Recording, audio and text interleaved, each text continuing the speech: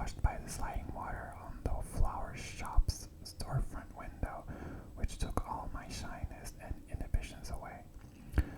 Nervous or not nervous, I no longer cared to cross-examine every one of my impulses. If I'm stupid, let me be stupid. If I touch his knee, so I'll touch his knee. If I want to hug, I'll hug him. I needed to lean against something, so I sidled up to the top of the bed and leaned my back against the headboard next to him. I looked at the bed. I could see it clearly now. This was where I'd spent so many nights dreaming of just such a moment. Now here I was. In a few weeks, I'd be back here on this very same bed. I turned on my Oxford nightlight. I remember standing outside on the balcony, having caught the rustle of his feet scrambling to find his slippers. I wonder whether I would look back on this with sorrow or shame or indifference. I hoped. You okay? He asked. Me okay? There was absolutely nothing to say. With my toes, I reached over to his toes and touched them. Then, without thinking, I slipped my big toe in between his big toe and his second toe. He did not recoil. He did not respond. I wanted to touch each toe with my own. Since I was sitting to his left, these were probably not the toes that had touched me at lunch the other day. It was his right foot that was guilty. I tried to reach it with my right foot, all the while avoiding touching his knees, as if something told me knees were off bounds. What are you doing? He finally asked. Nothing. I didn't know myself, but his body gradually began to reciprocate the movement, somewhat absent-mindedly, without conviction, no less awkward than mine, as if to say, what else is there to do but to respond in kind when someone touches your toes with his toes? After that, I moved closer to him and then hugged him. A child's hug, which I hoped he'd read as an embrace. He did not respond. That's a start, he finally said, perhaps with a tad more humor in his voice than I'd wish. Instead of speaking, I shrugged my shoulders, hoping he'd feel my shrug and not ask any more questions. I did not want us to speak. The less we spoke, the more unrestrained our movements. I liked hugging him. Does this make you happy? He asked. I nodded, hoping once again that he'd feel my head nodding without the need for words. Finally, as if my position urged him to do likewise, he brought his arm around me. The arm didn't stroke me, nor did it hold me tight. The last thing I wanted at this point was comradeship, which was why, without interrupting my embrace, I loosened my hold for a moment, time enough to bring both my arms under his loose shirt and resume my embrace. I wanted his skin. You sure you want this? He asked, as if this doubt was why he'd been hesitant all along. I nodded again. I was lying. By then, I wasn't sure at all. I wondered when my hug would run its course, when I, or he, would grow tired of this. Soon. Later. Now. We haven't talked, he said. I shrugged my shoulders, meaning no need to. He lifted my face with both hands and stared at me as we had done that day on the burn.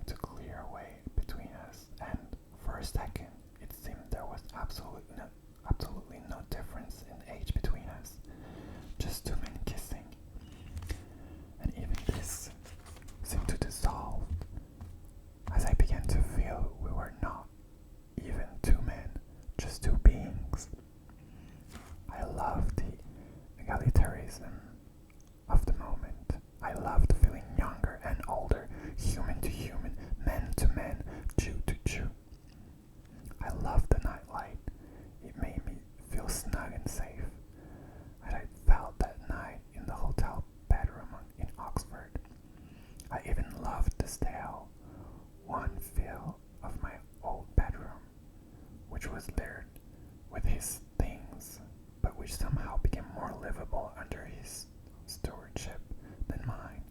A picture here, a chair turned into an end table, books, cards, music. I decided to get under the covers. I loved the smell. I wanted to love the smell. I even liked the fact that there were things on the bed that hadn't been removed, and which I kept kneeing into and didn't mind encountering when I slipped a foot under them, because they were part of his bed, his life, his world. He got under the covers too, and before I knew it, started to undress me. I had worried about how I'd go about undressing, how, if he wasn't going to help, I'd do what so many girls did in the movies: take off my shirt, drop my pants, and just stand there, stark naked, arms hanging down, meaning, this is who I am, this is how I'm made, here, take me, I'm yours. But his move had solved the problem.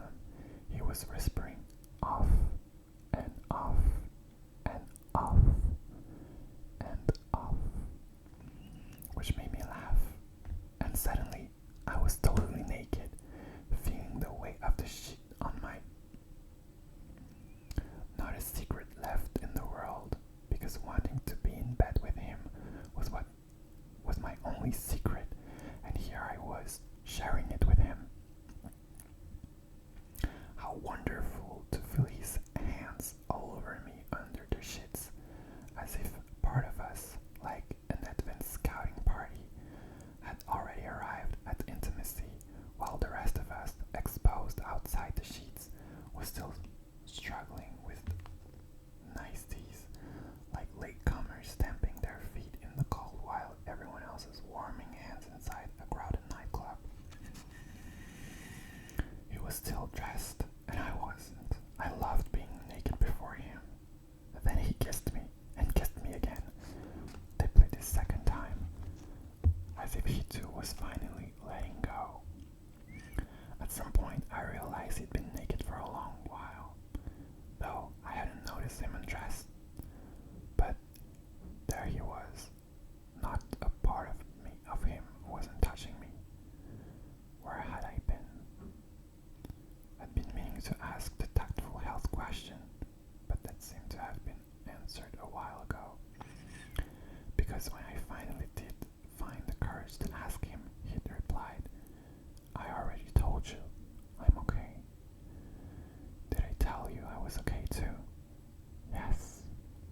He smiled. I looked away because he was staring at me, and I knew I was flushed. And I knew I'd made a face, though I still wanted him to stare at me, even if it embarrassed me. And I wanted to keep staring at him too, as we settled in our mock wrestling position, his shoulders rubbing my knees. How far we had come from the afternoon when I'd taken off my underwear and put on his bathing suit, and thought this was the closest his body would ever come to mine. Now this, I was on the cusp of something, but I also wanted it to last forever, because I knew there'd be no coming back from this. When it happened not as I dreamed it would, but with a degree of discomfort that forced me to reveal more of myself than I cared to reveal.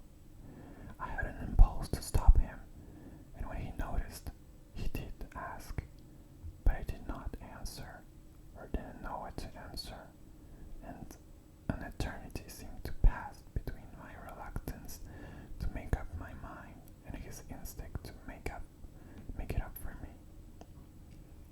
From this moment on, I had, as I'd never seen before in my life, the distinct feeling of arriving somewhere very dear, of wanting this forever, of being me, and no one else, just me, of finding in each shiver that ran down my arms something totally alien and yet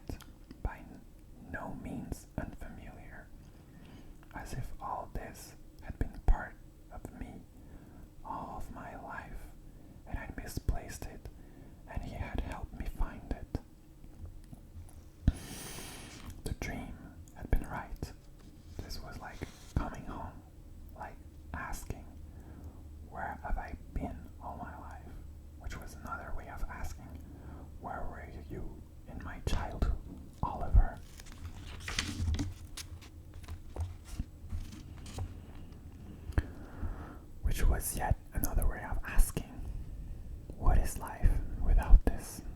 Which was why, in the end, it was I, and not he, who blurted out, not once but many, many times, "You'll kill me if you stop.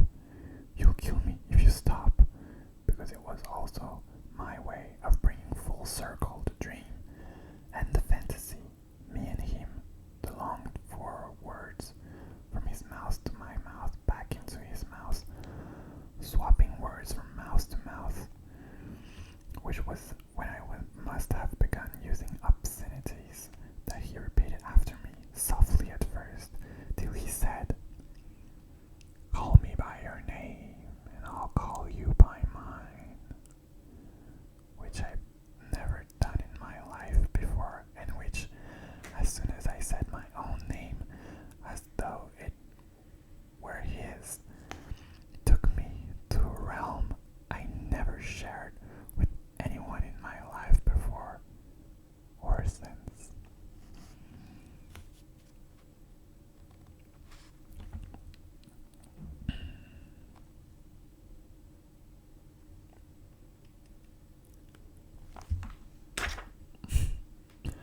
It's still very moving to me, to be honest. I know I can do like a little jump here.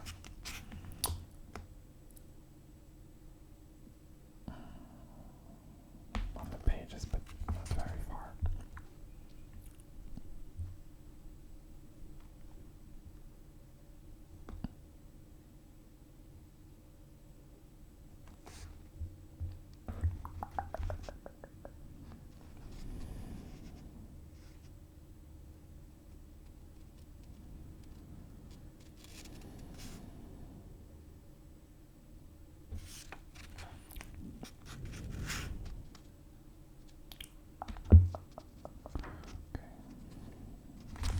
Sorry, I'm just checking.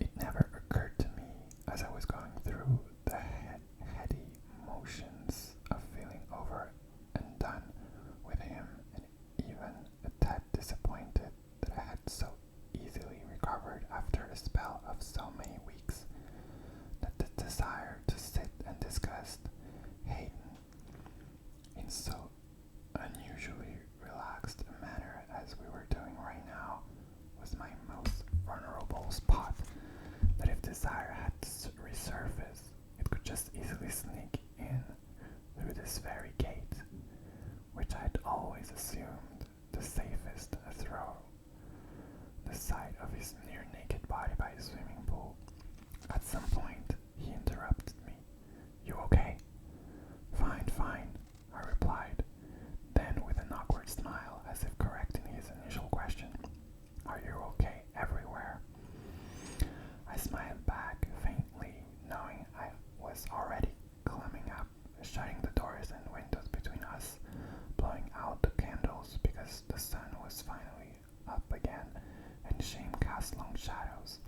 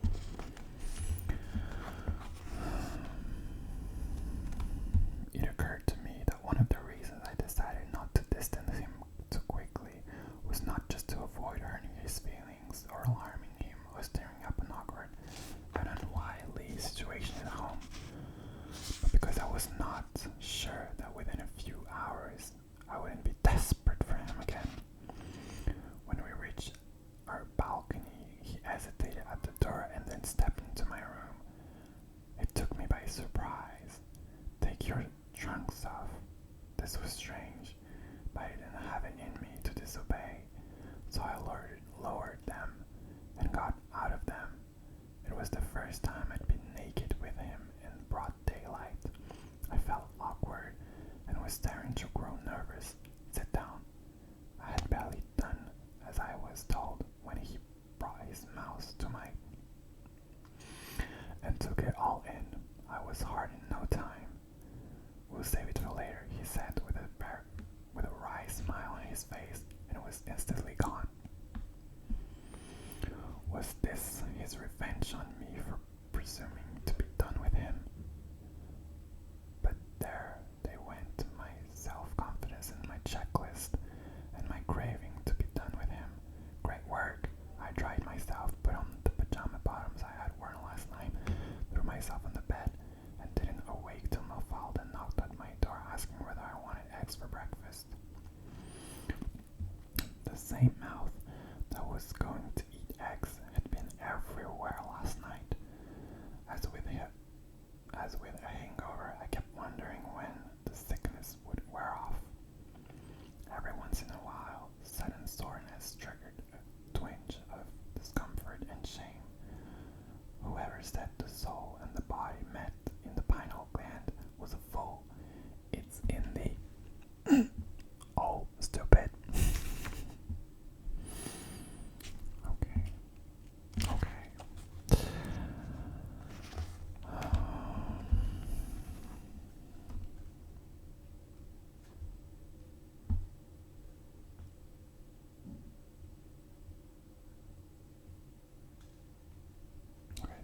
This is also a very nice part. I think that I'm going to be done with it. That morning he went into town alone. Post office, Signora Milani, the usual rounds. I saw him pedal down the cypress lane, still wearing my trunks. No one had ever worn my clothes.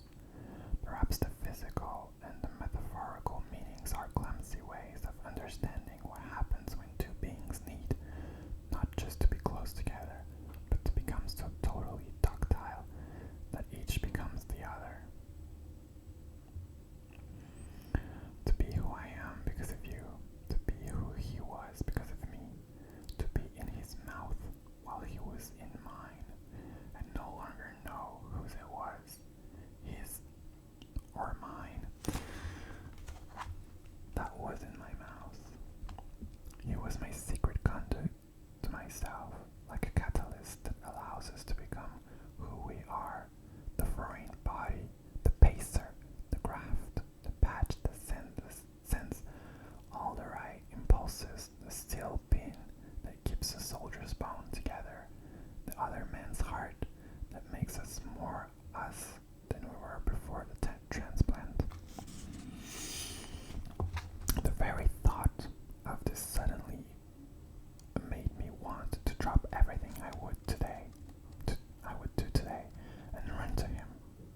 I waited about 10 minutes, then took out my bike and, despite my promise not to go biking that day, headed out by way of Marcia's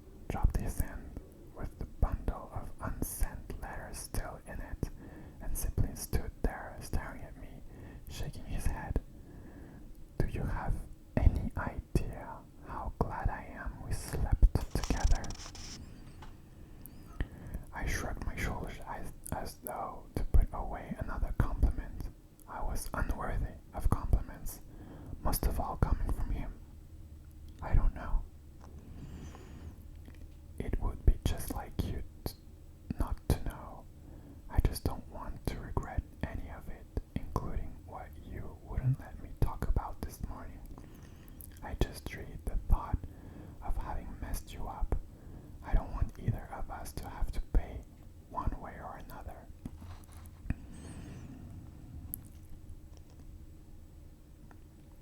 I knew exactly what he was referring to, but pretended otherwise.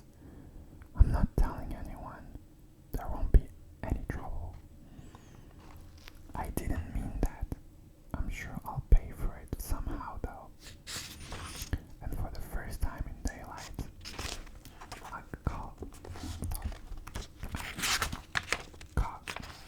a glimpse of a different Oliver.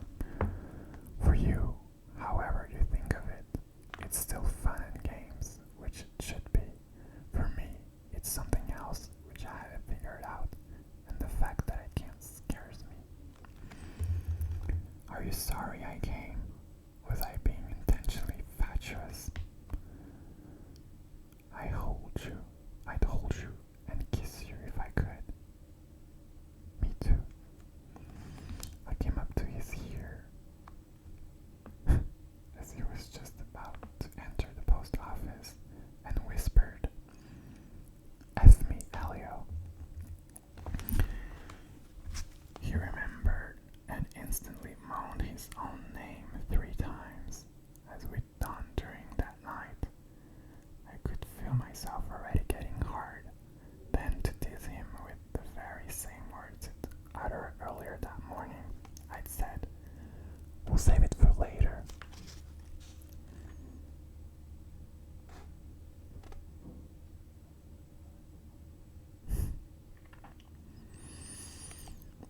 Then I told him how later would always remind me of him.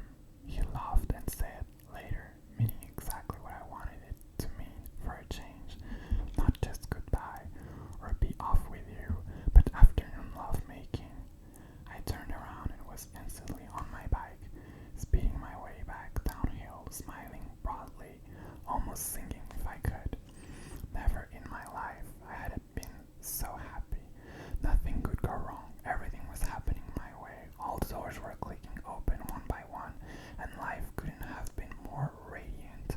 It was shining right at me, and when I turned my back left or right, or tried to move away from its light, it followed me as a light follows an actor on stage.